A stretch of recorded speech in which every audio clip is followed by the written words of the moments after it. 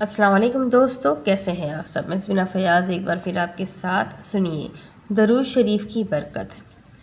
حضرت ابن مسعود سے روایت ہے کہ رسول اللہ صلی اللہ علیہ وسلم نے ارشاد فرمایا کہ قیامت کے دن لوگوں میں سب سے زیادہ مجھ سے قریب درود پڑھنے والا ہوگا۔ ماشاءاللہ، اس سے زیادہ کیا نعمت مثال محبت ہوگی، بے مثال اعزاز اور عجیب انعام و اکرام جس کو نہ کان نے سنا ہوگا اور نہ ہی آنکھ نے دیکھا ہوگا۔ میدان حشر میں جس انسان کے نام اعمال میں دو چیزیں کثرت سے ملے گی، ایک درود پاک اور دوسرا استغفار، تو یہ دونوں اعمال اس کی نجات کے لیے کافی و شافی ہوں گے۔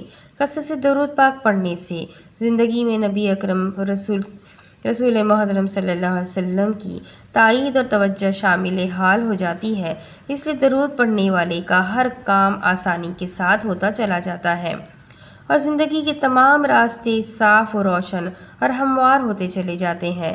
اللہ تعالیٰ کی طرف سے کثرت رحمت کی وجہ سے اس بندے کی زندگی اس پر نہایت آسان اور راحت والی ہو جاتی ہے، کیونکہ کثرت سے درود شریف پڑھنے کی وجہ سے اس بندے کا بال اللہ تعالیٰ کی رحمتوں میں ڈوبا ہوا ہوتا ہے۔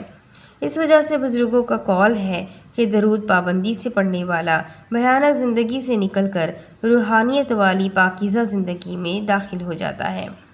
تو درود شریف شدت سے پڑھا کرے، ہمیشہ پڑھا کرے، دعاؤں میں یاد رکھیں۔ اگلے ایک نئے ویڈیو کے ساتھ پھر ملیں گے۔